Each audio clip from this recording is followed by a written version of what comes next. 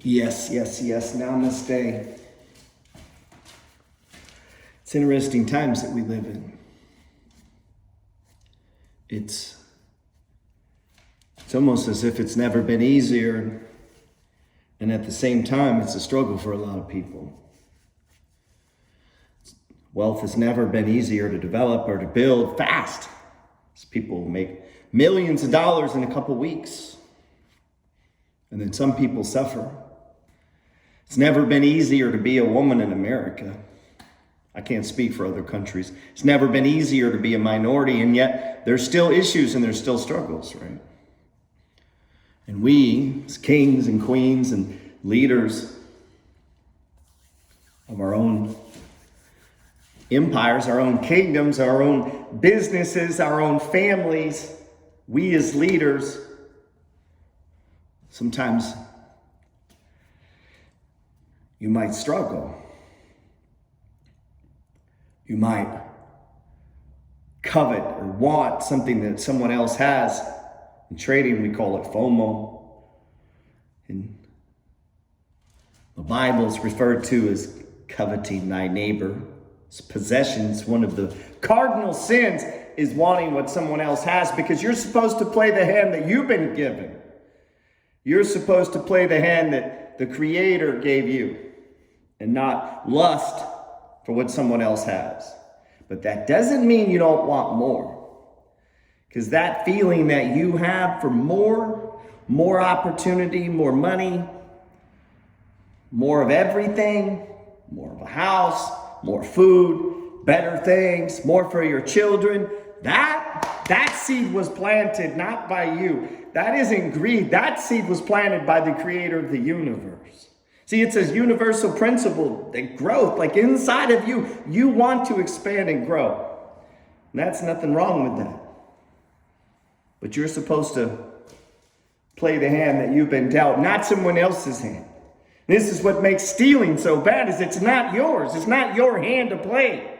It's someone else's. You're supposed to play the hand you've been given. The trials and tribulations that have come your way, you're supposed to play those. Not depend on somebody else.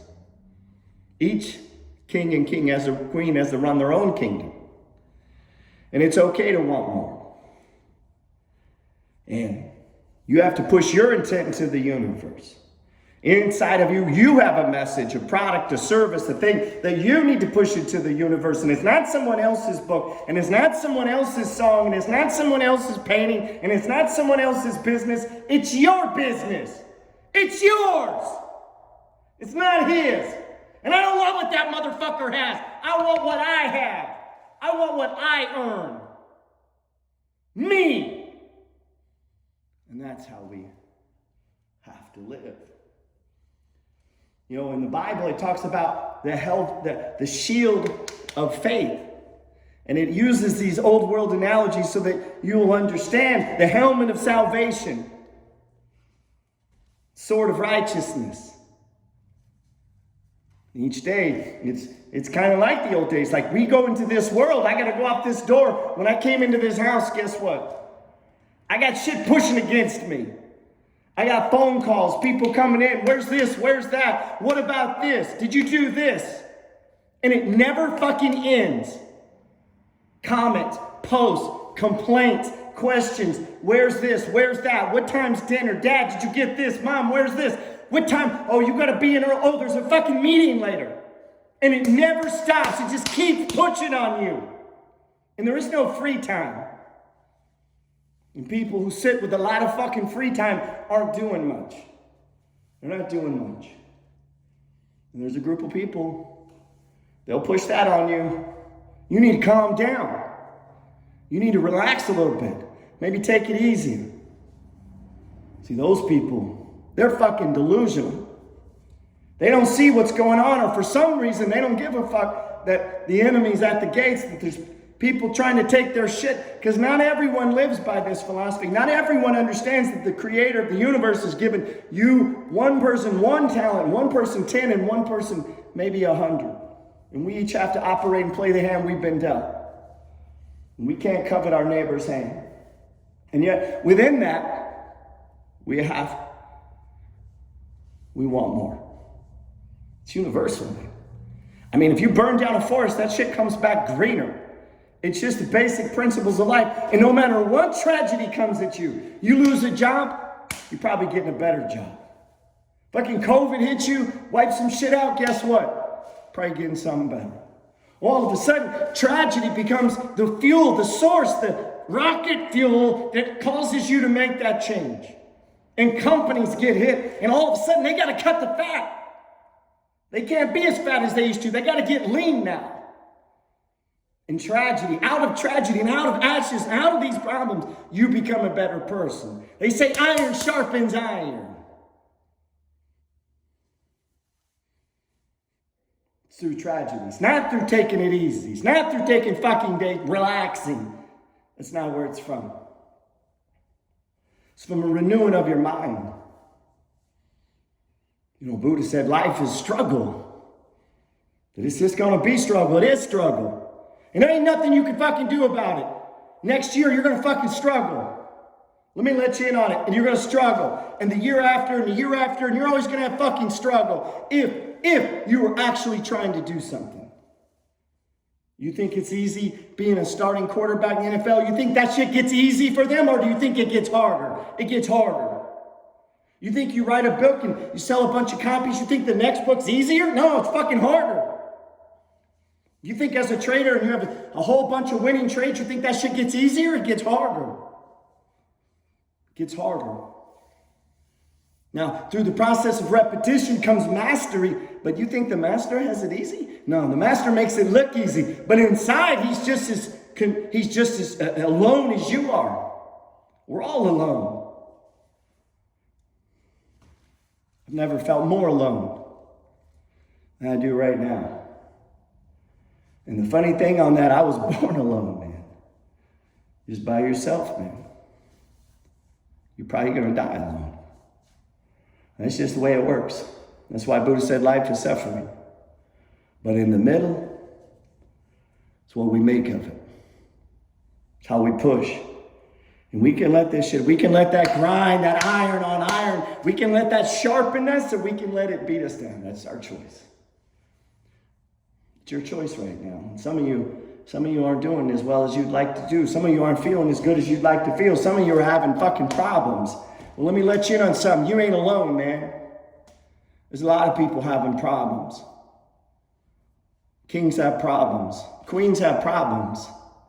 Masters of their craft get scared. They get nervous. They're not sure how they're going to accomplish it. They don't know where payroll's coming from. They don't know how the next book, they don't know. They have to rely on their mastery and the things they've learned, their eternalization, the things they've mastered. It takes time. It takes time. And so we have to be patient with the big picture, but impatient with the small picture. What does that mean? It means you have to give yourself time. It takes time for shit to work out, but you have to be hard on yourself in the day-to-day. But understanding in the big picture, all things work together. All things work together. The Bible says that. It says all things work together to those who are called according to his purpose. I'm not even a religious person, but that shit just makes sense. Most of the religious books just kind of make sense, man. Buddha makes sense. Like he says some things that are just, they're just basic. Why? Because they sat around contemplating and thinking and going, yeah, it must be like this. And so, man, if you find yourself alone, frustrated, maybe you're not where you're supposed to be, listen, fuck those other people. Don't worry about what they're doing. Don't worry about their prosperity. You play the hand you've been dealt. You sharpen yourself. You get your mind right. You pick up that helmet, put on that shield, pick up that sword. Make sure that shit is sharp. Make sure that you're in shape to wear it. Make sure you're doing your part. You're doing your part to be the person you're supposed to be. To be a person that people would listen to. A person people would follow. A person, hey, Dad, that a kid would look up to. And the universe will honor that, I promise you. All great people go through trials. Should you think you got it hard? Fucking Gandhi had it hard. You think you got it hard? Martin Luther King died for his shit. You got it hard? A lot of people got it hard, man. The people we most respect in this world living hard. the people you respect the most, suffered on a fucking daily basis. So it ain't gonna be roses. But here's it, But I do know this, that we're all connected. When I wrote my book, You Don't Have to Die Broke, what's funny is I remember thinking, why the fuck am I even writing this? Nobody gives a fuck. I had no following. Nobody knew me. And I had no grand delusion that somebody would buy that book. I had no idea. But I felt compelled to write it. And you know why I wrote it? Because 26-year-old Nolan, who sent me a message today, said, hey man, I got out of debt and I got my first house and I've been been putting together a dividend portfolio this year. I want to tell you how much that's changed my life. See, I didn't fucking know it, but that's why I wrote it. For Nolan.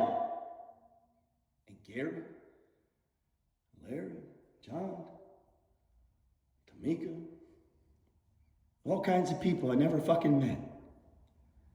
That's how the Spirit works, man. See, we're all connected. All of the money that you want is in the pockets, purses, wallets, checkbooks, and credit cards of other people. And your art is to benefit them, and the shit that we pay millions of dollars to hang on a wall was written by a guy that he didn't know you would pay $1 million. He just felt compelled inside of him to paint it. And it wasn't to get the $1 million, it was to paint the picture. And so you have to ask yourself, do you live in fucking FOMO, wanting what other people have? Or are you doing what you've been called to do?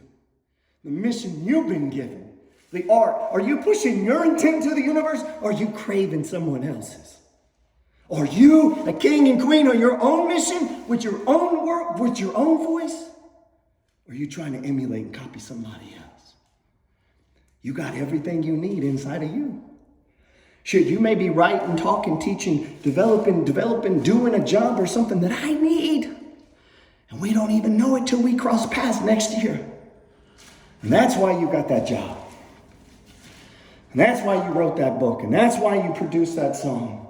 So that 4 fucking years later, when I was depressed and listened to it, it made me feel better. That's why you wrote it. And you didn't know. And that's the way it works. When you realize it could be a bigger picture. That the reason you're suffering right now could be to sharpen you and make you the person that's going to bless me, or Nolan, Karen, Tamika, Jerome, down the road. I don't know. That means you got to take your mind off yourself.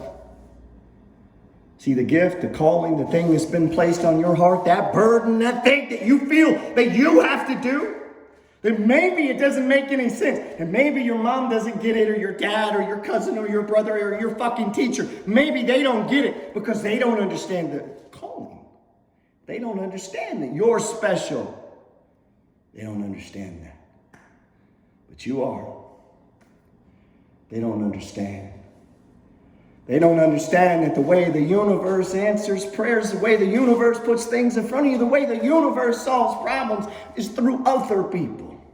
All of the money that you want is in the pockets, purses, wallets, checkbooks, and credit cards of other people. And that starts with service.